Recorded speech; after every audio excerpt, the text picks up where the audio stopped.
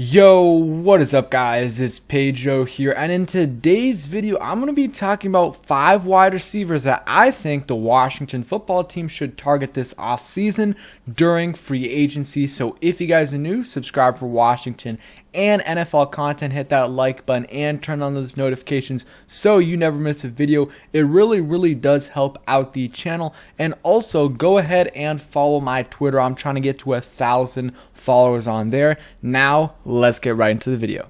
One of the Washington football team's biggest needs heading into this offseason is another wide receiver. Obviously, they have their number one receiver in Terry McLaurin, although he is going into his contract year. So the Washington football team should try to do everything they can to try to re-sign him this offseason and maybe even re-sign him before free agency starts this offseason because, wide receiver market is going to reset again. So you might as well do it now before Davante Adams gets like $25 million a year. And Terry is obviously not going to get 25, but he's going to ask for lots of, the earlier you do it, the better. And, Washington tried to address the wide receiver 2 position with Curtis Samuel last offseason, but that hasn't really worked out yet. We'll see. The jury's still out on Curtis Samuel.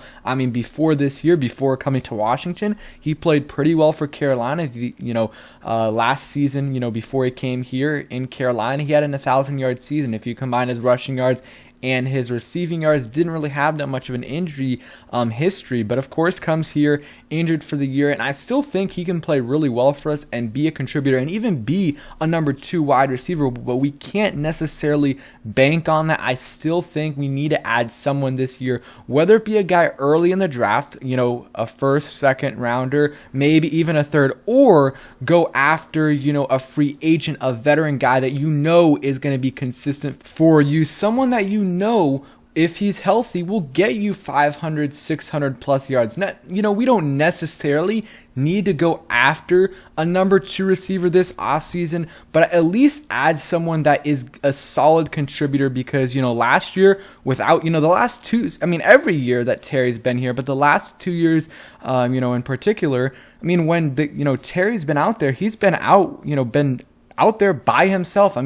In Ron Rivera's first year, the number 2 receiver was like Dontrell Inman for the first half of the year, and then they actually started to use Cam Sims. Second year was supposed to be Curtis Samuel, but it turned out to be a mix of, Cam Sims, Adam Humphries, De'Ami Brown, and, Terry just didn't have much help, and if you bring, and I guess Adam Humphries was solid for us, but I think we should take it a step up. Someone, I think Adam Humphries had like 400 yards for us, and that's good, but I think we need to step up from that if we go after a free agent. Not necessarily a top end guy, but someone that is going to get you 600, 700 yards, someone that's been in this league for a few years. So we're going to start out with that and, go give you guys 5 guys that I think the Washington football team should target this offseason at the wide receiver position. The first guy, huge stretch, but Davante Adams. There's no chance Davante Adams leaves Green Bay if Aaron Rodgers stays, and I do think Aaron Rodgers stays, but again,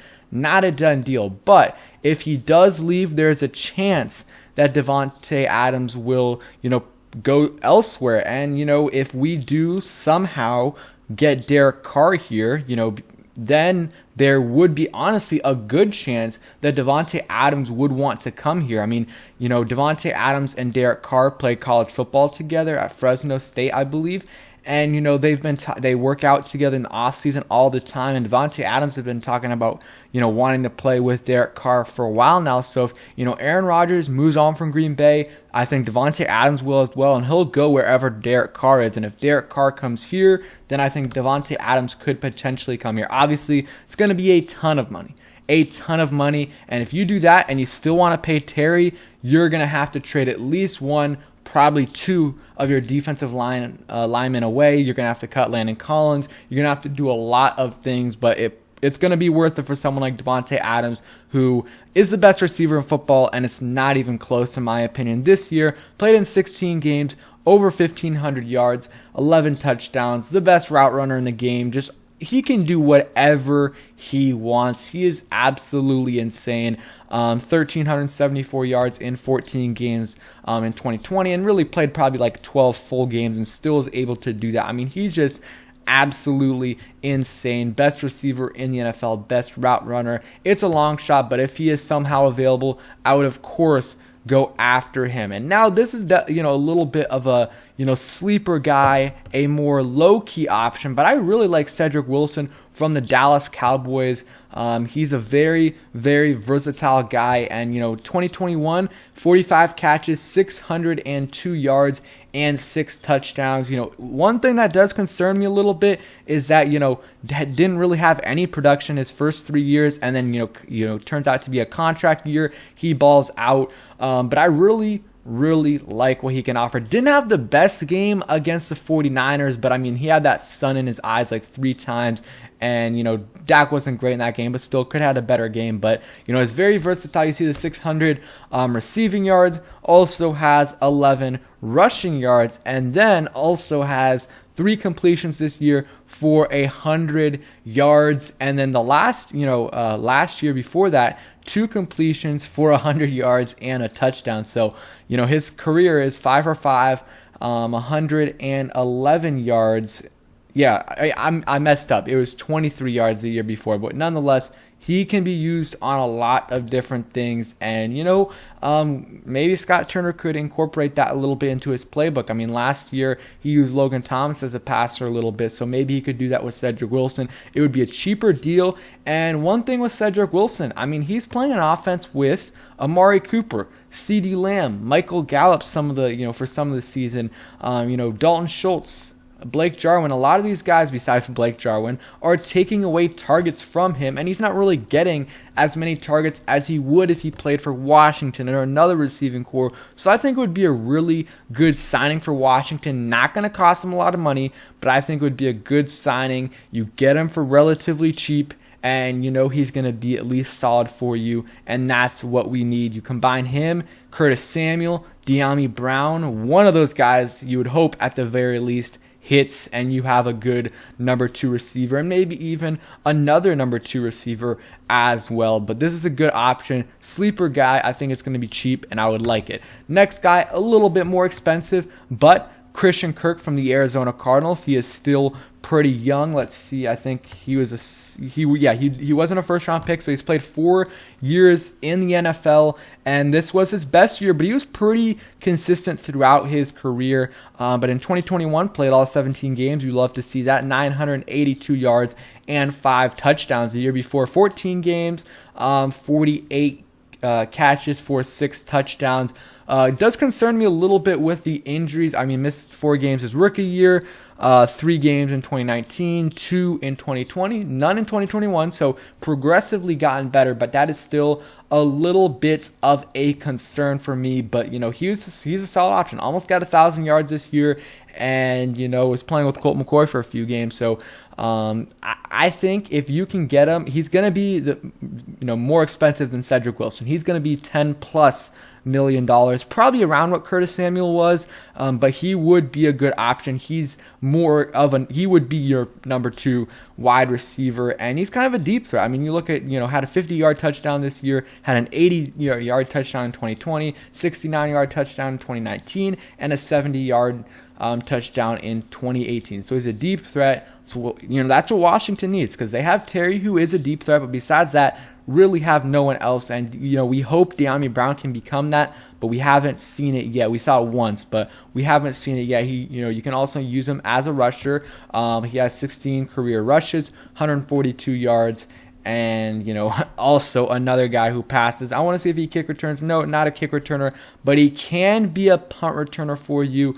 Looks like he did it a lot in 2018 and 2020, not so much in 2019 or 2021, and he hasn't lost a fumble in his career, so that is great as well. Going to be a little bit more expensive, but I think it would be a solid option for the Washington football team. Someone is going to get you 700+ yards, and that's what they need. Another guy, big name guy, Allen Robinson from the Chicago Bears. He's 28 years old, so getting up there in age a little bit. He got franchise tagged the year before. A lot of people were expecting him to get a huge deal in free agency, but the Bears franchise tagged him, and he had a very, very disappointing 2021 season. I mean, 12 games, 38 catches, 410 yards. That's just abysmal for someone like Allen Robinson. I mean, you look and, there are definitely reasons for that. The quarterback issues. I mean, just, Andy Dalton, Nick Foles, Justin Fields. I mean, all those guys rotating in and out. And, not really. I saw Ed Oliver. He posted a video similar to this. And when he was talking about Allen Robinson, he said, a lot of the passes that were thrown to him are uncatchable. And, that is a good point. But still, nonetheless, I mean, it's hard to, be super excited about a guy that just got 410 yards. So the reason why I think it would be a good deal is, because I think we can get him for a little bit of a discounted price. I mean, a lot of people last year were thinking he was going to get like $20 million a year, $18 to $20 million a year. I'm not doing that anymore. I would give a lot less for Allen Robinson just because of that. And maybe, it could be something like, hey, let's give Allen Robinson a 1-year deal, whatever amount of money, a prove-it deal, not necessarily for him to come, prove it to us, but more to the league that, that last year was an outlier year, and, then he can cash out the next year. But, he has actually been pretty quarterback-proof in his career. I mean, played in Jacksonville and Chicago. I mean, very similar to us in terms of the quarterback abyss in those two franchises, and he still is able to succeed in 2019, 2020, 2015, and 2016 as well. I mean, pretty much every year he's been able to succeed with not great quarterback play. So I would be willing to sign him, but I'm not going to give as much as I would before this season. The last guy on this list is DJ Chark from the Jacksonville Jaguars. He's a young guy, just finished, another guy that just finished his 4-year deal, and he's another guy I would definitely go after this year. I believe it was a torn ACL. I'm not sure completely. Had 7 catches, 154 yards, 2 touchdowns before he got hurt, and the year before 700 yards in 13 games, the year before that 1,000 yards. So I like DJ Chark. Injuries do concern me a little bit in that rookie year and in 2021, but he's another guy. I think he can be your wide receiver too. He's a young guy, loads of potential, and again, played in Jacksonville, team with not a good quarterback situation. So I think you can get him for similar to what Christian Kirk would demand, give or take a couple million around that.